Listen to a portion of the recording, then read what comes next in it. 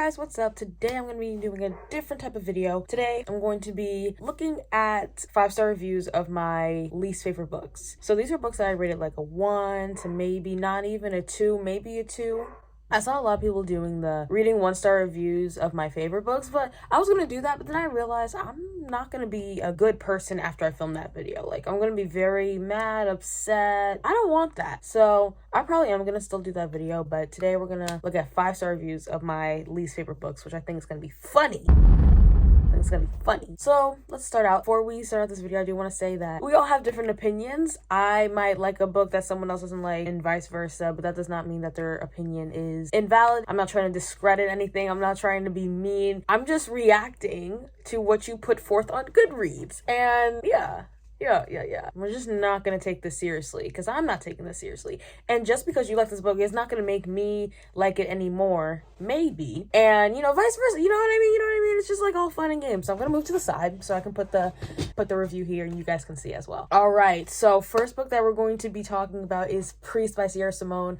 I read this recently. I featured this book in my Reading Mediocre Books Again video. If you watched that video, you would know that I did not like that book one bit. I didn't like it because the romance between Tyler and Poppy just did not seem real. I didn't feel the chemistry. Like, it's supposed to be a forbidden romance, and when you read a forbidden romance, it's that like pull and tug, like, should we do this, should we not? No, they were having sex almost every chapter. It was crazy, and I was reading an audiobook. Y'all, I turned that up to like 2.5 speed. Like, I did not want to hear that. I digress. Let's continue. Holy smoking hotness. I feel so wrong for enjoying this book. I mean, I felt I should be taking a cold shower right along with Father Bell. I felt the same way actually, but probably in a more negative way. Like, I feel so disgusted and nasty. I feel the need to go to confessional, and I'm not even Catholic. This book needs to come with a warning. I want to go to God too. I want to turn to God and be like, why the did someone write this? This is doo-doo garbage. Not only was the hotness factor there, but the storyline was intriguing. I beg to differ, but being in Father Bell's head was sinful and amazing. We got to see his struggle with temptation,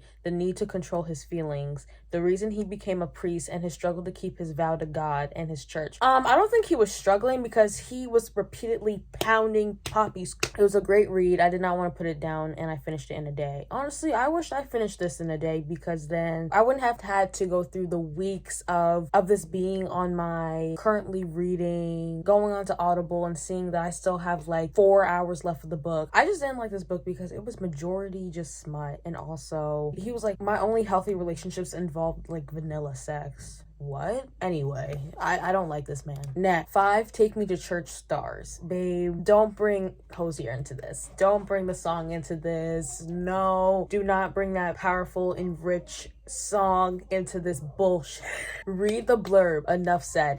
Actually, I read the blurb and I was like, this is gonna be good. But obviously, it cheated me because the shit was doo-doo. The blurb had me hooked. Yeah, I could agree. I was dying to read this one. I was lucky enough to be oh, okay, we don't care. All I kept repeating was, holy hell, this book is off the charts on the hotness factor.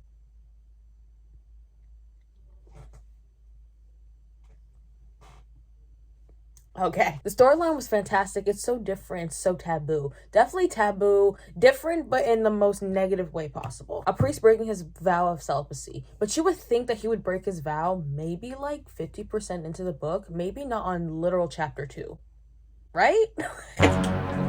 Like, do you not see the issue? On the altar, no less. Yeah, definitely like defacing. Okay, whatever. I understand that this is taboo and it's gonna be not very holy, not very morally ground, but it just went too far for me. That's the thing. Seriously, after the first interaction between Father Bell and his lamb, honestly, I'm kind of mad that I did this video because now I have to look at that and look at lamb. I do not like that.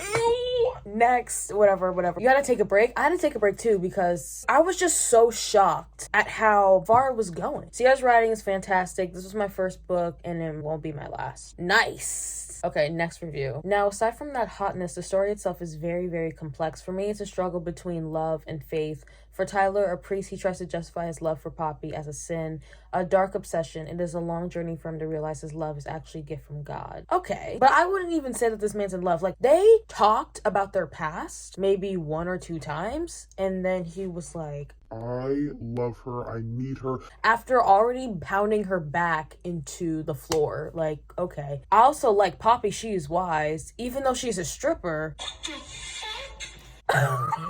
First of all, there's 2 things wrong with this statement right here. She is wise. Poppy was not wise at all. She literally had sex with a married man and was like, I just couldn't help myself. He was right there and I liked it. What? Poppy, please. She's wise even though she's a stripper? That is such a backhanded compliment. Is this person saying that strippers aren't smart? Like, what? First of all, this review is terrible, disgusting. 5 my lamb stars.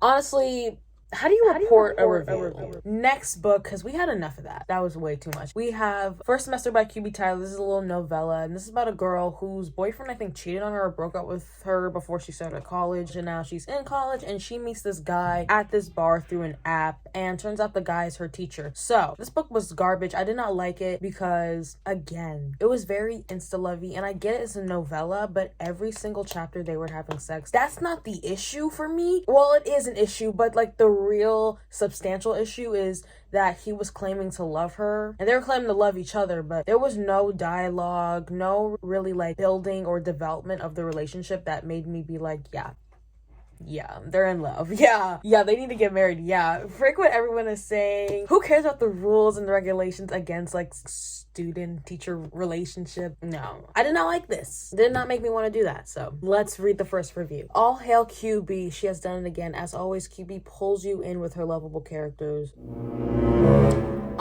Quite frankly, I don't even remember the guy's name. Aiden. See, that's probably why I didn't remember his name, because Aiden is also the name of the male main character in The Wolf and Pig and Me. And when I read that his name was Aiden, I was like, no, his name cannot be tarnished. Aiden is already used. Aiden is already a great man. I don't want this to be tarnished. So I probably deleted his name from my brain. Probably why I don't remember him. Her perfect storyline, and of course her steamy scenes. Honestly, the storyline, okay, like whatever. The steamy scenes, honestly, I've read much better. So it's not that good. Anyway, that's very subjective. Skylar and Aiden are 2 people who meet by chance, by chance. I mean, is meeting on a dating app by chance? I guess. Needing to forget their failed past relationships and then have to conquer one another hearts in a Needing to forget their failed past relationship and then have to conquer one another hearts in a taboo way. Definitely, yeah. No, also, this is age gap. She's 19 and he's 32. It's just so gross to me that when they were hanging out, she was at his apartment and she like couldn't like tell her friends because it's like her teacher, and also he's like 32 and she's 19. Like, she's still a teenager and you're 32. Do we not understand how nasty that is, guys? And this is the thing, when you're how bad is that age gap? That's 13 years. All right. Now, if she was like 36 and he was 49, like, okay, that's not bad. You're both like full grown adults. 32. That's a full grown man. 19, she's just out of high school. That's nasty. I'm sorry. I'm not. That's not something to be sorry about. Aiden should be sorry and he should be in jail. With certain and several circumstances standing in their way, can they make it work? Not be caught? Fall in love again? Also, I do remember that she would go into his office. I do have a video of me reading this. I think it was called like a torturous reading vlog because this book was so painful to get through. And it was 200 pages and it felt like 5 million. But yeah, she would go into his office. He would be like, get out. She'd be like, are you serious? And then just pound her on the wall. I'm like, what the what? Like, he's like, I have a meeting. Proceeds to blow her back? Like, Aiden Reed is a man every girl wants. Looks, brains, and that perfect accent when he speaks Italian. Oh, and protective and dominant. Actually, I would say obsessive and disgusting. Skylar is a woman every girl wants to be. Honestly, I don't want to be 19 and taken advantage of, so... And they would be in class, and he would, like, look at her, and she would look at him, and, like, That's disgusting. That's nasty to me. Anyway, smart, outgoing, and knows what she wants. She's 19. When these two collide, explosions occur, and I loved it. Every single moment. And when I saw that they met, I heard police sirens. So that's really weird. This book was so full of emotion. I couldn't stop crying in a very good way. Honestly, like, me either. I want to cry too because I hated reading this. I loved everything about Skylar and Aiden and fully expect to see and hear more about them in future Campus Tales books. They're definitely a favorite couple of mine. This whole review I just disagree with, so there's nothing much to say. I just wanted more of an emotional connection, and I know it's only 200 pages. How much emotional connection do you want? But it's just that they would say that they loved each other and that they had this deep love, but it was like all we've seen them do is have sex. Like, how could they have this emotional connection? All right, this is the last one for first semester. I'm so in love with this book. From the moment I started reading it, I was sucked into the amazing characters, the instant attraction, and the steamy scenes. Aiden is dreamy. He's the hot professor who whispers Italian in bed and is pure alpha male.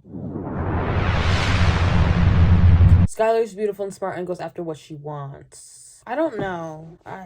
I just don't see what she's seeing, and that's okay. That's all right. Okay, now we have The Score by Elle Kennedy. This is the third book in the Off-Campus series. I do love the whole Off-Campus series as a whole, my favorites. If you are The Deal and The Goal, they're both so good, and I know the fourth one is always kicked onto the road and ran over. I don't know why people don't like it. It does have the pregnancy trope, which I know a lot of people don't like, but I loved it, and I love the trope too. But I actually had serious problems with this book. I felt as though Allie and Dean were more physically connected than emotionally connected, and it just threw me off when they would say they loved each other or they're meant to be. Girl, no, I don't think so. I'm not seeing it. And then the big thing that really threw me off, and I'm surprised that no one talked about this that I've seen so far. This is going to be a spoiler for the book, so if you haven't read it or you want to read it, click off. So when Dean lost Bo, which if you don't remember is his best friend, Allie made the whole situation about herself and shamed his ways of grieving and like essentially told him to just get over it. That's the vibe that I got. Bo died, right? Allie has a stupid production musical thing that she's doing. Dean is partying, he's doing drugs, he's not himself. Like, that's just the way he's grieving. I'm not saying that that's the right way to grieve. There's no right way to grieve, but shaming him and the way she was talking to him, oh my god,